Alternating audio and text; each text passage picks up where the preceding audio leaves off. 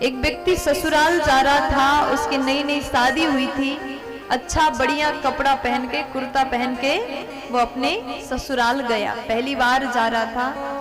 जब विवाह के पश्चात जो कन्या होती है वो मायके जाती है ना, तो उसको लेने के लिए कुछ महीने बाद जाना पड़ता है।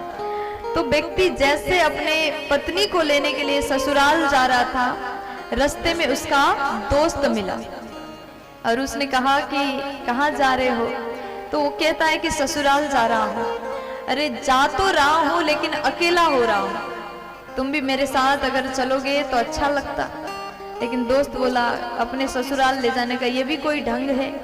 पहले ही अगर बोलते तो मैं भी अच्छा सा कपड़ा पहन लेता, मेरे पास तो कपड़े भी नहीं है, सूट सिलवा लेता, कुर्ता बनवा लेता। तो दोस्त कहता है कि मेरे पास में अभी अभी शादी हुई तो दूल्हे के पास बहुत से कपड़े होते हैं। वो बोला कि मेरे पास में एक और कुर्ता है, उसको पहन लो। अब दोस्त बोला ठीक है, अगर दे रहे हो तो दे दो। उसने भी नया कपड़ा पहना और अपने दोस्त के साथ उसके ससुराल गया। प्यार से बोलो। अब जैसे ससुराल में गए तो सब नए नए दामाद को बड़ा इज्जत देते हैं। जैसे दामाद जी आते हैं ना घर में, तो बड़ा सुंदर स्वागत करते हैं। आज दामाद जी आए हैं, खूब सुंदर तैयारी, स्वागत कर रहे थे। तो थोड़ी देर बाद लोगों ने पूछा, दामाद जी आप तो आए, लेकिन आपके साथ में ये कौन है? जो साथ में आए उनका परिचय पूछ रहे। तो उन्होंने कहा कि हमारे साथ में ये मेरे दोस्त हैं, ये बड़े अच्छे स्वभाव के दोस्त हैं। मैं आ रहा था, रास्ते में मिल गए, उन्होंने कहा कपड़ा नहीं, हमने कहा हमारा पहन लो। दोस्त मेरे हैं और कुर्ता भी मेरा है। फिर उसको बड़ा बुरा लगा, अपने ससुराल वालों के सामने मेरी इतनी बड़ी इज्जत खराब कर दिया, बेइज्जती कर दिया। अब थोड़ी देर बाद उसने अपने दोस्त को, जब अकेले बैठ गए थे, तो पूछता है कि तुमने ऐसा क्यों किया? मुझे लग रहा है मैंने आके गलत कर दिया, मुझे जाना चाहिए, मैं जा रहा हूं।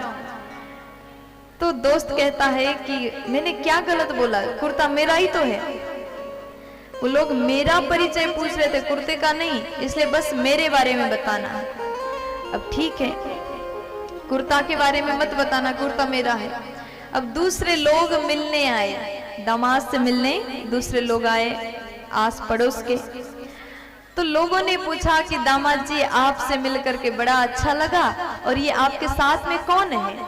बोले दोस्त हमारे हैं, बड़े अच्छे दोस्त हैं। और कुर्ता, देखो कुर्ता बाद मुंह से निकल ही गया, अब बोले क्या?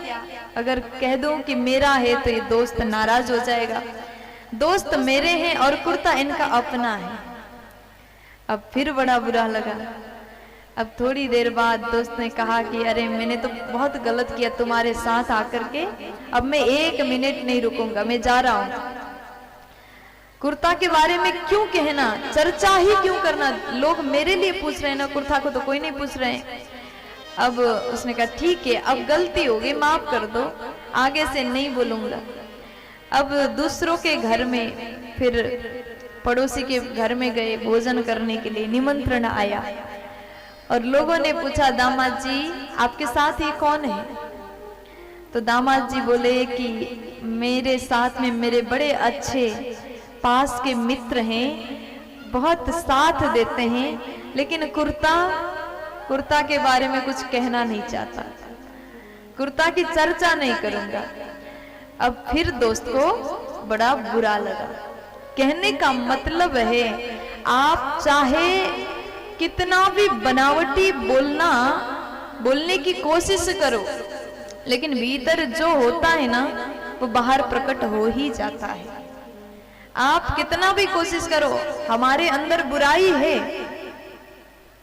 तो आप दूसरों के लिए अवश्य ही बुरा करोगे ही। अगर आप भीतर से बुरे हैं तो आप सबको बुरा सोचोगे। अंदर जो भरा है बाहर भी वही प्रकट होता है। जिस प्रकार इस व्यक्ति के भीतर कुर्ता भरा हुआ था, बाहर भी प्रकट हुआ। इसीलिए इस भीतर भरा हुआ बुराई को हमें जड़ से नाश करना है, खत्म करना है।